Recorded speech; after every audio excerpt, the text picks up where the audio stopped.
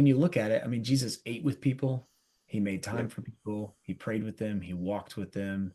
He wept with it. Like he was with people, and he also modeled getting away with the Father. So could we just boil it down to saying, all right, fathers, can you just walk with your kids? Can you be there, create spaces, create conversation, create connection, and also model a relationship with the Father that's contagious? If you Yeah. could just do that, that doesn't require knowing Hebrew or Greek. It doesn't require knowing all Right. that. Right. It's just, man, have a passionate relationship with Jesus that overflows and your kids see it. Welcome to the Valiant Forge podcast, where we help men overcome life's battles, show up better in the world, and become a valiant warrior for God. This is a place where we share practical strategies that will equip you on life's journey to help you become the man God has called you to be. Are you ready to overcome your doubt and fulfill your purpose just like Gideon? If so, let's go.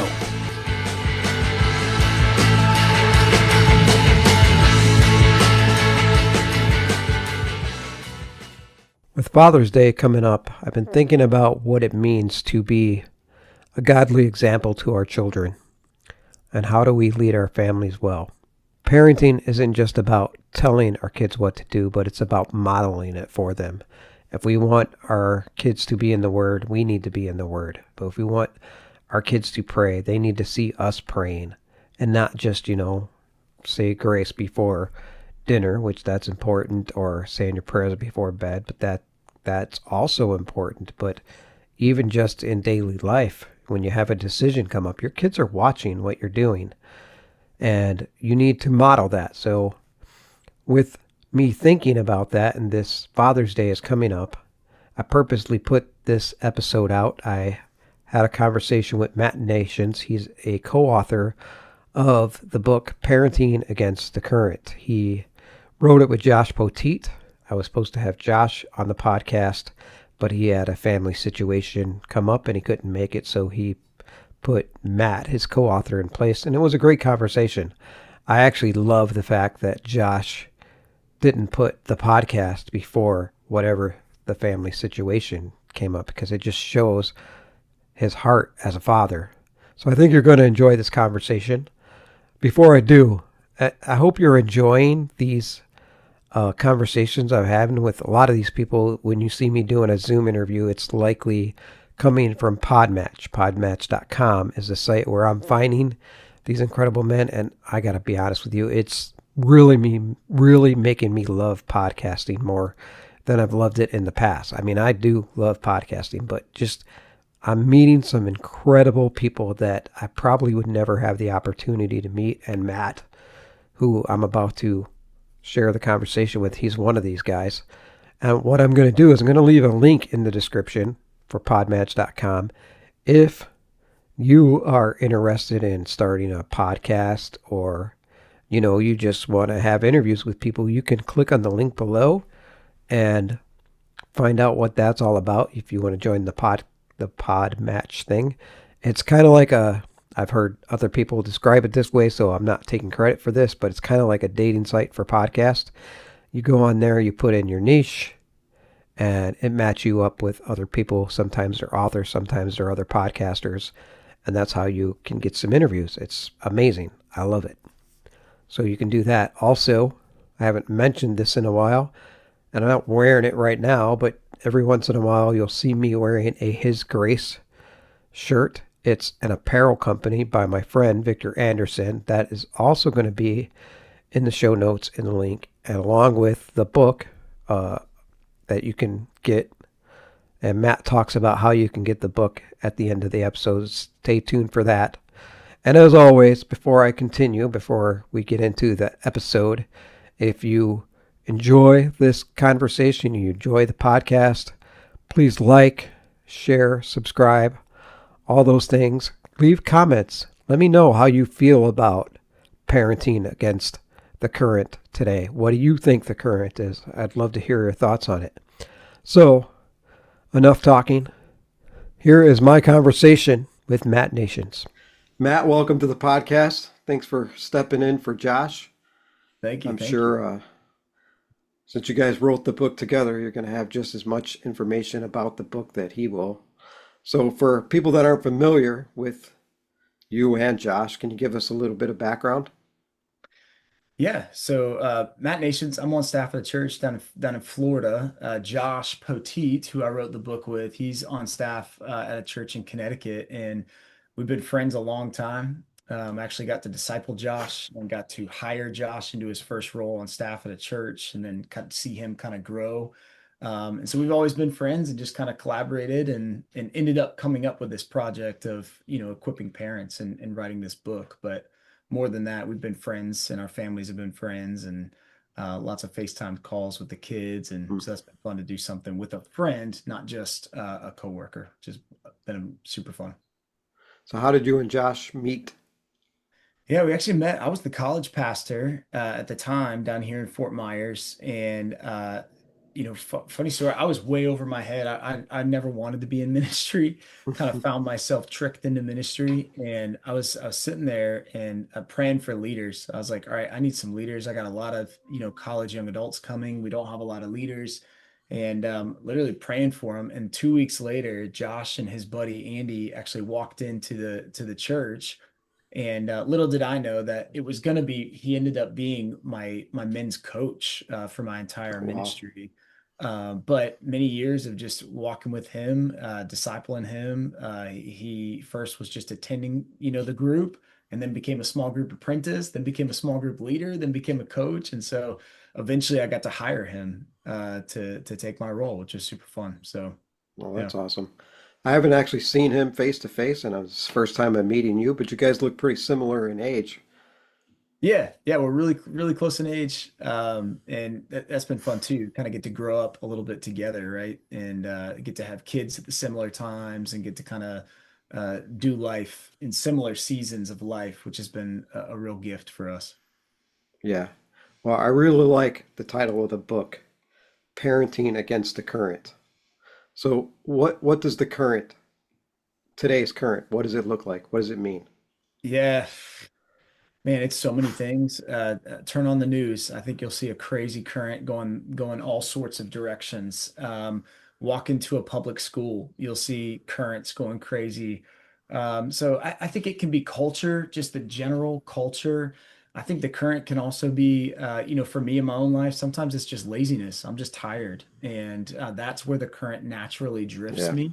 It doesn't drift me towards intentionality with my kids. It usually drifts me towards turning ESPN on and watching a game and kind of vegging out on the couch after a long day of work. So I think the current is really kind of this metaphor of anything that kind of is taking us away from intentionally being the fathers that we're trying to be in the home, or the parents, or some grandparents are in that parenting role, whatever that role is over those kids that you're kind of over and discipling spiritually over.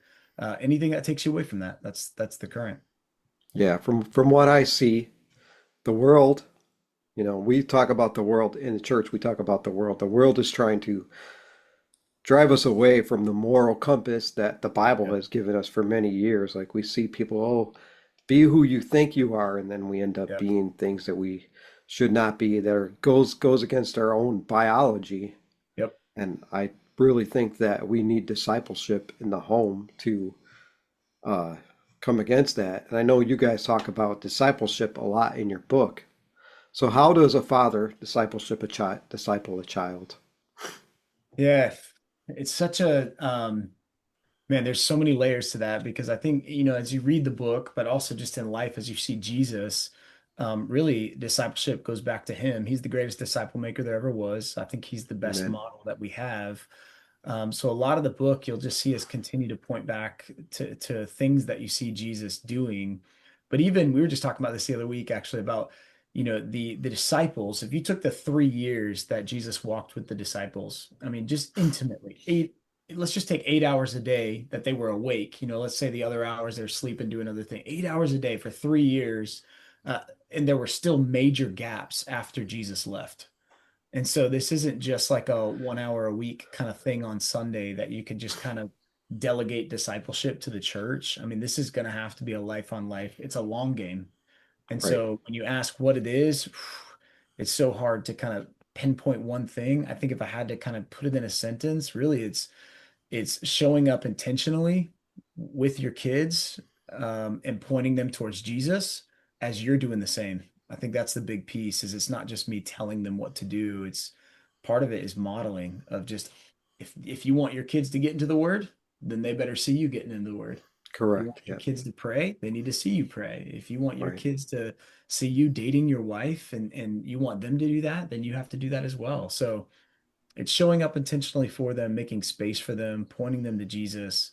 But then also the big piece, the whole first third of the book, we talk about it starts with you. It's not about the kids first. It starts with you and Jesus. So Yeah, that leads me to another question I was going to ask. How important is spiritual health for a father today? yeah, I think it's vital. I think even you and I were just talking before we kind of hit record, but there's a huge gap in the church right now. The Big C church, whatever church you go to, the Big C Right, church, right. there's a gap of men to women. And so I think it's hugely important that men step up and lead in their homes. I think they're the spiritual leaders of their homes. I think it's important for the kids. It's important for your spouse. I think it's important for communities that you have strong men that are actually living out what God calls us to be. So, yeah, I think it's vital. Yeah, and I think one way that a man can really do that, like you were talking about intentionally, but in order for a man to disciple his child, he needs to be discipled and sharpened by another brother. Yeah. That's one thing that I talk about a lot in this podcast. What I'm trying to do here, I'm at the beginning stages of this. Yeah. As I build this platform, I'm trying to build a community of men that will help each other because what men need, and I was part of the reason that I started this because I know a lot of men probably struggle the same as I did. I Yep. was a lone wolf for a long time. Yeah. I didn't want to talk about what was going on. I didn't want to Yeah. reach out to anybody. I didn't want anybody else to see that I was weak in certain areas. And I think Yeah. men really need to be vulnerable with each other in order to learn to disciple their children. Yeah. It's like a continuing process. Someone's disciple, I have a mentor discipling me, I'm discipling another Yeah.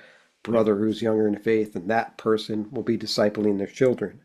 Yeah. Something that I wanted to go back to when you were talking about Jesus.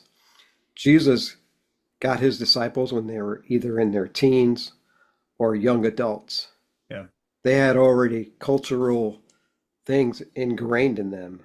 One Yep. of the blessings that a father has is he can start in the early stages Yep. of a child's life.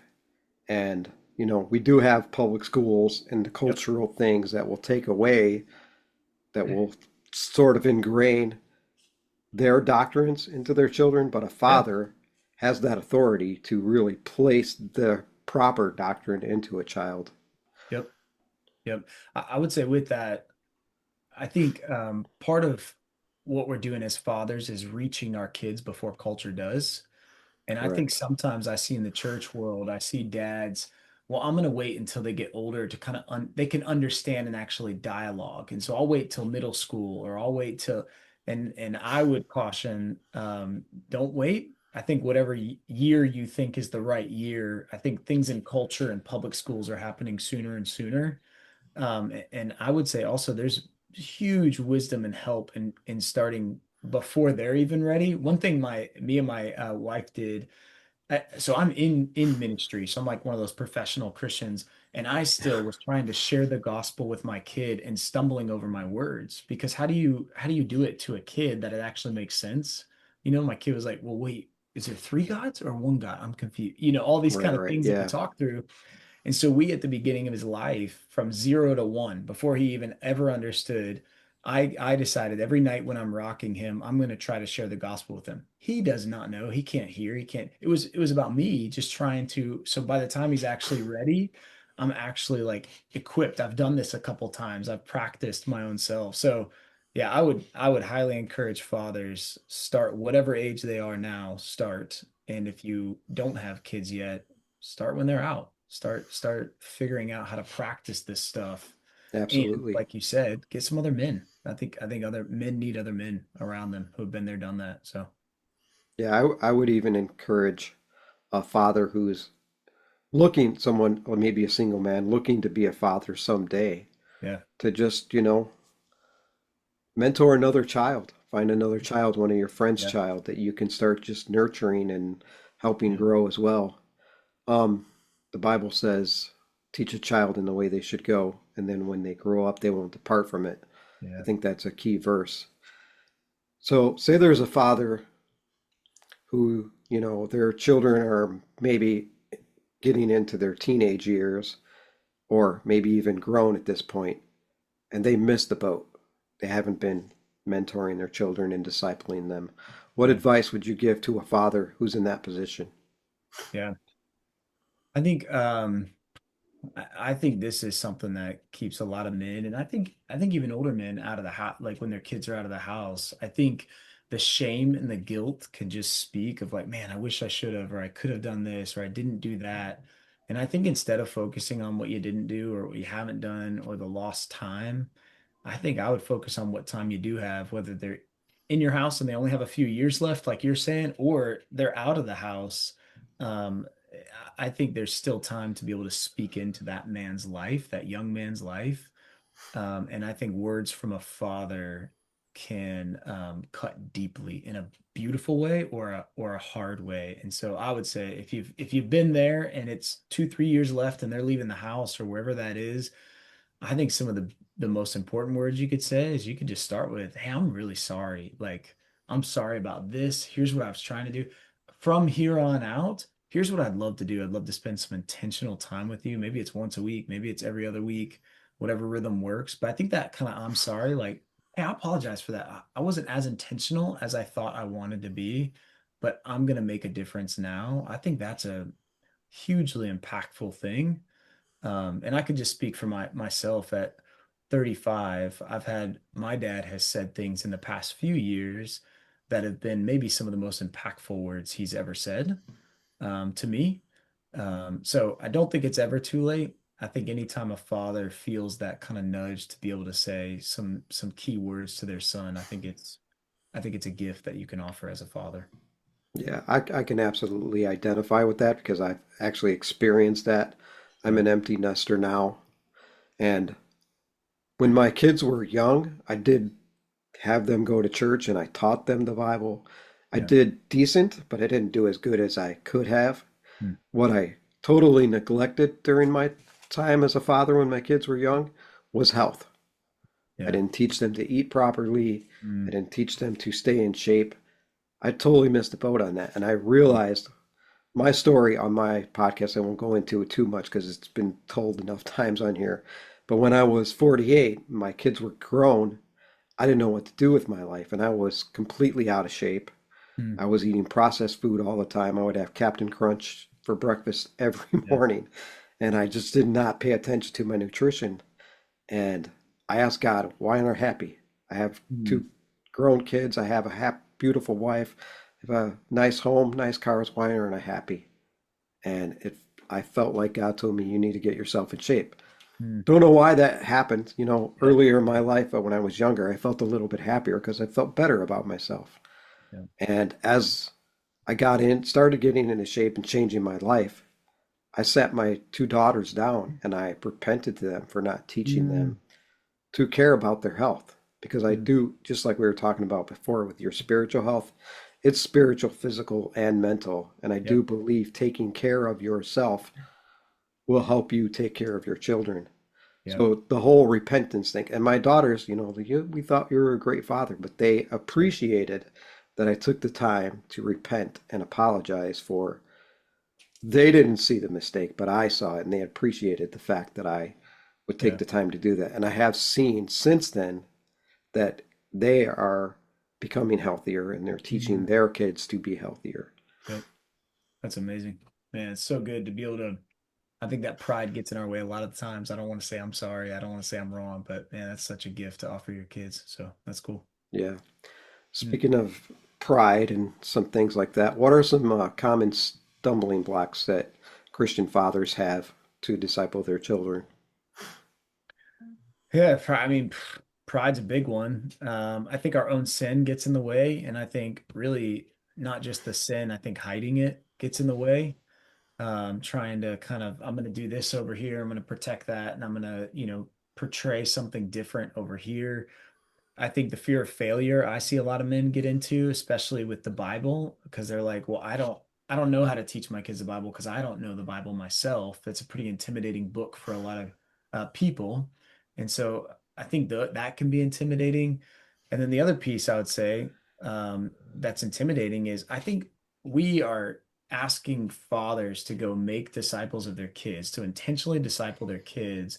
And many of them never got an example of what that looks like. So we're saying go Exactly. reproduce something that has never been done to you. Good luck. You know, Right, right. so I think a lot of times, I mean, that'll go back to you need other men who have been there, done that, that can kind of pour into you and give you a model. But even the book, we say don't just wait for that. I think that's a beautiful thing, and you need that. You need people older, you need people younger. But also, I would just go back to Jesus gave us a model. He did it with 12 guys. And what he did with those guys uh, was able to be reproduced to where we get the book of Acts, and it started the greatest movement that ever was, and we're still talking about it today. So if you go back and you're just looking at what Jesus did and you start to kind of find the common themes, I think we find that discipleship isn't as intimidating as it sounds on the front end. I don't think you need a theology degree. I don't think you need all this, stuff. But when you look at it, I mean, Jesus ate with people. He made time Yep. for people. He prayed with them. He walked with them. He wept with it. Like he was with people, and he also modeled getting away with the Father. So could we just boil it down to saying, all right, fathers, can you just walk with your kids? Can you be there, create spaces, create conversation, create connection, and also model a relationship with the Father that's contagious? If you Yeah. could just do that, that doesn't require knowing Hebrew or Greek. It doesn't require knowing all Right, that. right. It's just, man, have a passionate relationship with Jesus that overflows and your kids see it. And it could be as simple as that. Yeah, I don't think you need to teach your kids any deep theology. You can make it as simple as the Totally. gospel. The Totally. gospel itself is simple. Yeah. Jesus Oh, came, died for our sins, and yep. covered us, and he gives us grace when we fall. Yeah. That's Yeah. something, children are going to fail. Totally. And as fathers, we need to be like our father, to be Yeah. patient and graceful with us. Yep. Yeah. Yep. Um, what's one piece of advice that you would give to every Christian father that you wish you would have heard when you were a younger father? I think we're learning the power of this right now. Um, but I would spend time building your network or building your tribe or building your community, whatever you want to call that. Like, I think it's more than just being a small group, but we're seeing the power of community that are actually doing life together, not just kind of showing up on Sunday and saying hi to these people. It's not just Correct. Yeah. friends, but I mean, like, we have a few couples that come over every Friday night. We do Sabbath from Thursday night to Friday night. And so on Friday night, when we break Sabbath, we have these same few couples that come over. They have kids similar ages, and it's a chance for our kids to play with other kids, but the parents get to connect and share life and wrestle through the hard things and celebrate the fun things. And so I would say, yes, all the discipleship stuff. If you can work just as hard to build your tribe, I think it will pay off when things are hard, when things are easy. And I think you probably realize this, but there's things that you can say to your kids a million times, but then that other adult voice, maybe it's a small group leader or a trusted voice in their life says it, and it's like this aha, like, oh my gosh, Yeah, and you're like, exactly. wait, I've been telling you that for 10 years.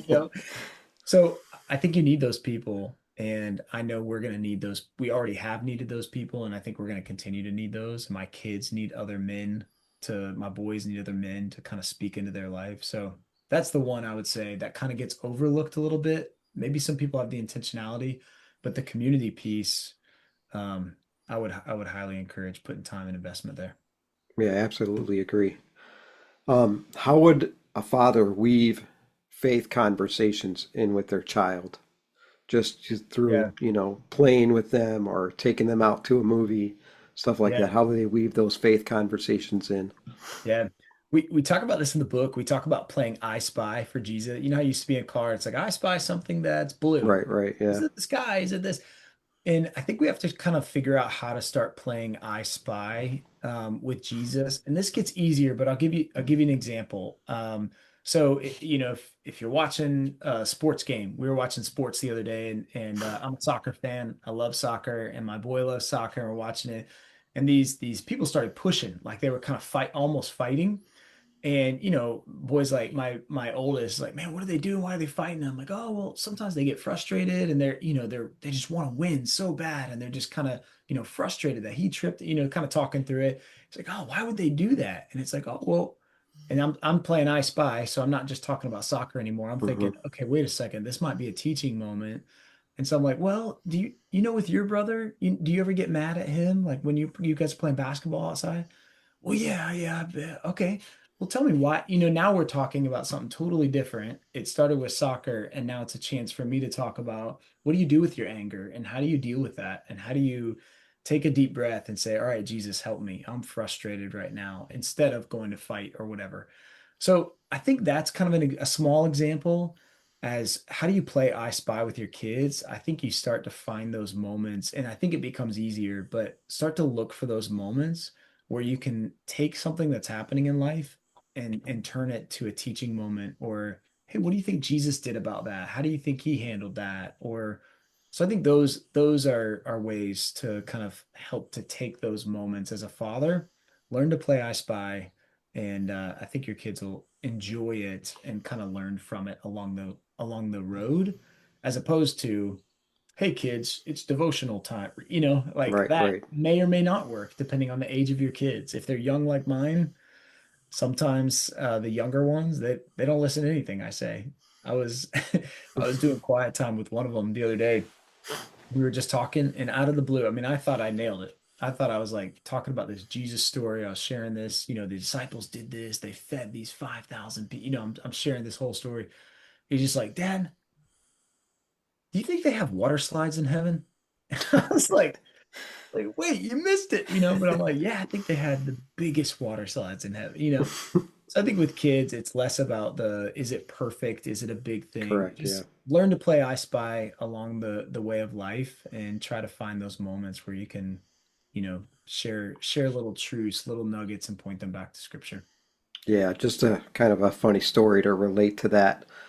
I had heard from another pastor that this pastor had 12 children, and he Ooh, was, you know, God bless him. very dedicated man, and he would get his kids up every morning at 5 a.m., had a whiteboard, started Wow. teaching Bible lessons. The kids were yawning, falling asleep. He'd be like, stay awake, I'm trying to teach you something. They got nothing out of it. Once I heard that, I was like, oh, I need to do the same thing. So I did the same thing. I copied, I imitated, you know. Yeah. I Yep. would get my kids up early. They weren't getting any of Yep. it.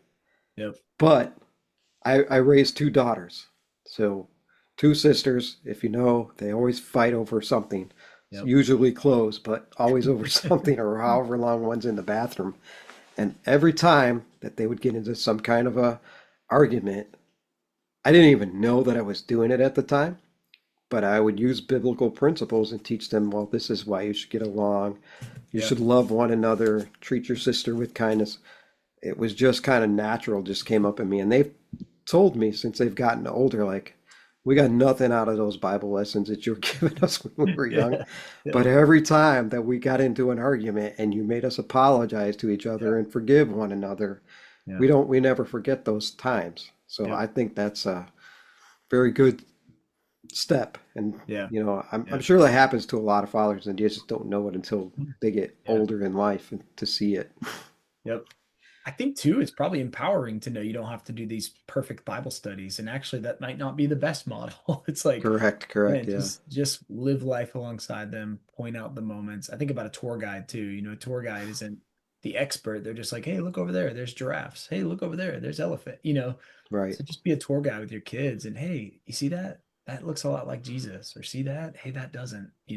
So yeah, just be a tour guide and life on I life. mean, but that's a lot of what Jesus did. He walked with Yeah. his disciples. He Yep. showed compassion to people. He healed them in front of them. Yep. That's how Jesus discipled his. Yeah. He also had those moments where he rebuked them. Oh, ye Sure. of little faith. How many times did he say that to them? Yep. With the woman at the well, he's like, all you're thinking about is food, but I'm not thinking about food. I'm Yeah. thinking about Yeah. feeding, giving them life. Yep. That was a teaching moment that Jesus did with the disciples. Yep. Do you have a personal story or anecdote about being a father that you could share? Oh man, I got a lot of stories.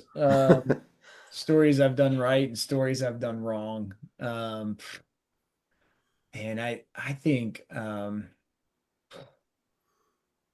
the I've shared a couple of my like the water slide one is a funny one that I've shared a few times because I think I nail it and I don't. But I think one that was impactful for me, maybe I hope it's impactful for my son later down the road, but I think it was more impactful for me. Um, Growing up, I don't remember men in general, older men. I don't really have any memories of older men saying, I'm sorry to me or, hey, I was wrong. A lot of older men in my life, I would say, at least from the kid perspective, and that's a little jaded because I'm a kid at the time, but at least growing up, I don't remember that. And I always felt like, man, that was interesting to feel like, oh, I'm the kid, I'm always wrong, you're always right. And so it's really important for me and my wife of like, I want to say, I'm sorry. Will you please forgive me to my kids? I want to model that early that I'm not perfect because I think it does two things. One, can create resentment in me towards my dad or other men, but it also can set up a model where I have to be perfect. Like if you've never said sorry, then maybe you don't make mistakes. Maybe I have to, be perfect or whatever. So I remember the first like real time I had to apologize to my kid. Hmm. And it was one of those that is probably for something silly, but I remember getting down on a knee and getting eye to eye with him and just saying, "Hey buddy, I'm really sorry. Like, will you please forgive me? Like I mess up sometimes too, you know." And he was just like, "Yeah, sure." He's going on his way and Right, I'm right. sitting there like kind of tearing up because I'm processing my childhood and thinking like, man, I really want him to get this, but right now it's more about me and my own Yeah. pride. So yeah, I mean that there's been many, many times I had to apologize to him. Actually, my son, just before I came here, actually, it was a silly example tonight, but I ate the rest of his mac and cheese because I thought he was done, and he was not done, and he was not happy about it. And I was like, "Hey, buddy, I am so sorry. I didn't ask you."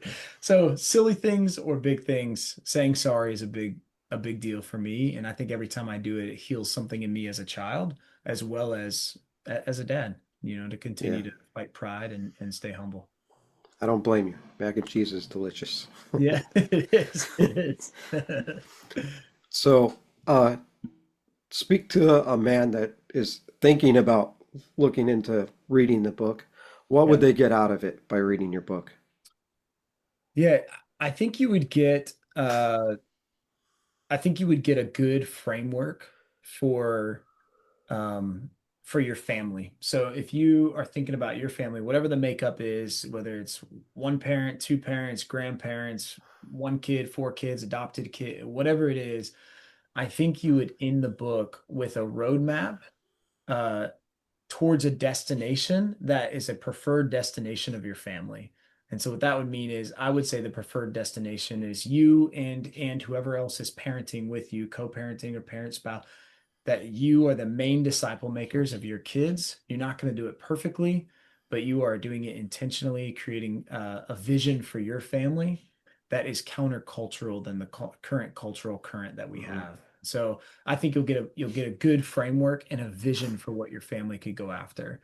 I think the second thing you'll get is a lot of tools and tricks along the way, some tips, some learnings, some tools that have really helped us. And then I think the last thing, I think you'll get a lot of stories. We write in a very story model, just like we've been talking tonight, is I Yeah. think it's as you go. It's as you go, make disciples, not, in a classroom. And so you'll get a lot of stories of Josh, some stories of me, just us doing it well, us not doing it well. So I think you'll realize you're on an even playing field. We all make mistakes. There's no professionals in parenting. We're just trying to do the best that we can, and try to yeah, raise kids go out and be different, be countercultural than this world. And I think hopefully look a lot like Jesus, because I think our community needs that more, maybe now more than ever. I think they always need that, but just the way culture's going and the way this world is shifting and shaking up, I think they need a new generation that loves Jesus passionately. So I think that's what you'll get. Awesome. Framework, some stories, and some tools that'll help you get there. Awesome. Yeah. So there's a question I ask every man that comes on this podcast, Yeah. and you're a man. I know we're Love it. talking about dads, and this is a little bit different, Yeah. but in the cave in First Samuel, in the cave of Adullam, David was running away from Saul, Yeah. hiding because Saul was chasing him. Saul was chasing him and not paying attention to the kingdom, what was going on. 450 men came to David, disgruntled, disheartened, looking for direction. They didn't know what to do. David said something to them that later, when David became king, these became his mighty men. So, modern day, you have a bunch of fathers. I'll spin it a little bit differently. You Yeah. have a bunch of fathers coming to you disgruntled, disheartened, discouraged. They don't know what to do. What would you tell them? Um, I would say, um, I would say don't delegate your role that God's called you to. Um, as far as we're talking about with fathers, I think being a father is maybe the most important role that any man listening to this could have. I think it's more important than a job. It's more important than a lot of other things in this world. So I would say don't delegate it out of fear, out of insecurity. Step into that and show up. I think showing up is half the battle. If you can show Amen. up wholly, spiritually, mentally, physically, emotionally, if you can show up, I think that's you've got the battle almost won just by showing up. If you can bring Right, all of right. you and actually be home when you're home and actually be in front of your kids when you're in front of your kids, not on your phone or computer. Exactly. If you can show up, I think that's half the battle. Yep. Amen. Yeah. So I'm going to put you on the spot before we Yeah. get ready to end. Yeah. And if you think that I shouldn't have done this, I can edit this out. Yeah. But Go since you're for a it. dad, when I first started this podcast, I was going to try to do like a little thematic thing Yeah. where I was going to do a dad joke every Yeah. episode. You Yeah. got a dad joke for me? I do have a fun. Well, I don't know what qualifies as a dad joke, but I'll say my favorite one when my kids are always telling jokes, and they always know this one already, but um, I say, why didn't the orange finish the race? Why? Because he ran out of juice. I've never heard that one. That's great. There you go. Yeah, me and my kids, they love to tell jokes. And here, I'll give you a little dad tip, a pro tip. I ran out of jokes. Chat GPT, whatever you think about it, I think it's like half 50% amazing and 50% terrifying, but it does a really good job coming up with jokes when I'm dry of jokes. So Yeah. my kids now are like, come up with a joke about a dinosaur. And I'm like, all right, chat GPT, come up with a joke about a dinosaur, So it's come up with some good ones for me, but that's my go-to. So Yeah. Awesome. yeah. So where can people go to find the book? Yeah, so it's on Amazon, it's on Kindle. You guys can get that paperback. You can get Audible as well, so it's all on So there's there. audio version. Yep, Okay. we recorded a full audio version. We tried to make it really easy. I know I listen to Audible, so that was important for me to record an Audible. Yeah. That's how I listen to my books. So yeah, Audible, Amazon, Kindle, however you kind of download books. It's also going to be on parentingagainstthecurrent.com. We'll have a lot of resources there.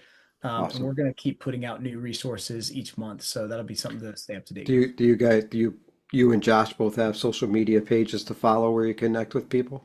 Yeah, we have Parenting Against the Current is our social media where we're going to push everything via the book. But then mine is Matt Nations and his is Josh Petit. Easy to find us on there as well. But yeah, we're all on the social media platforms. Awesome. Any Yeah. final thoughts before we go?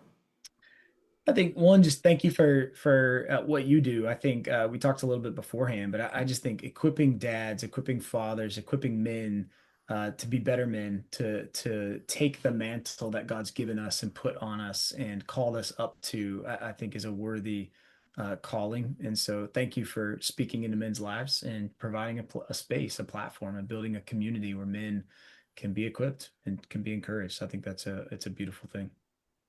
And thank you for what you do, what you and Josh both do. I think is very important for fathers to know how to disciple their children, and all the tools and resources that they can get to do that is amazing. Yeah. Thank you very much for coming on the podcast. Awesome. If you guys put out another book, reach out to me. I'd love to have you guys. Maybe I can have you both on sometime. Yeah. Well, thank you. Appreciate it. All right. God bless you.